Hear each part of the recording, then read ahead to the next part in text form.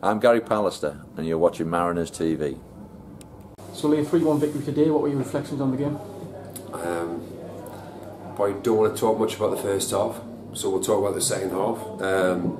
We kind of got somewhere near our expected levels in the second half. In fact, I thought we played some good stuff at times in the second half, and a couple of really good bits of quality that have won us the game. I mean, the second goal, the finish from Robert Briggs was absolutely magical, and you know, it's kind of one of those bits of play that you would describe as kind of worth the entrance fee alone. So really pleased for Robert, because that was a fantastic finish, and we were much more like it in the second half of the game. Hat-trick for Briggs today as well. You always need players to chip in with goals from all over the park as well, but it would be nice to see midfielder get a hat-trick today. Absolutely, and you know, I always, you know, every so often have a little chirp in Robert's ear about, you know, can we get a goal today, and whenever I do that, he tends to get one. So, and he's come with, was it all three he got today? Yeah. Was it? Oh well, yeah, fantastic. I mean, it's that in itself, you know, a midfielder to get 3 goals, you know, in a 3-1 win as well is testament to the quality that he gives us at the top end of the pitch.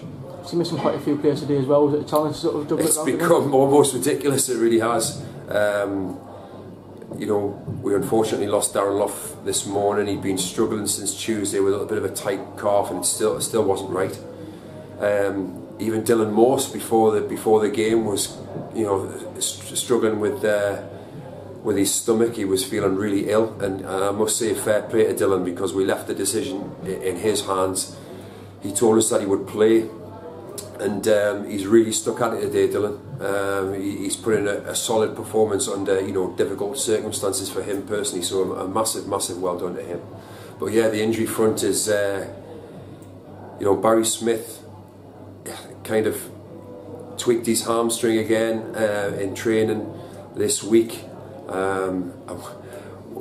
We're trying to wrap the lads in cotton wool, and it doesn't seem to be working. Daniel Wright was another one, you know, who just a complete freak accident where the ball has bent his ankle back, and he's done his ankle ligaments. So, you know, Dan's been one of the bright spots for us over the last couple of weeks, and you know, we were looking to hopefully extend his loan period, and we're going to have to obviously, you know, put a check on that one now, and Dan's going to have to recover at Sunderland Football Club before we can bring him back here again. So we don't even know whether he's going to be fit again the rest of the season, so that's another blow. Obviously Carl's still not ready yet, Gavin's still not ready yet.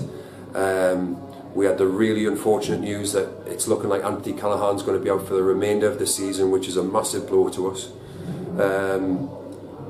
So we're having to juggle a lot of unfortunate injuries at the moment, and yeah, we've got the 3 points today, which is obviously enormous, and we're going to have to maybe myself and Graham are going to have to do some work in looking at maybe freshen, you know, bringing 1 or 2 extra bodies in this week. We'll have to wait and see. There's 3 wins in a row in the league now as well. That's positive, isn't it? And you're moving in the right direction in the league.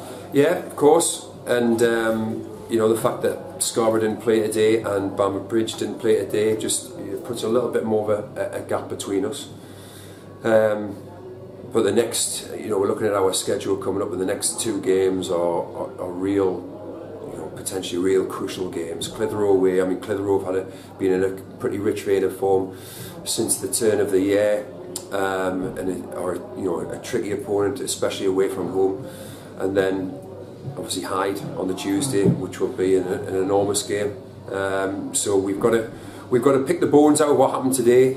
A lot of what happened in the first half, you know, we don't want to go into too much detail, but we were obviously very displeased with what happened in the first half today. We'll have to pick the bones out of it and make sure that we start the game in a much better fashion Saturday away to Clitheroe.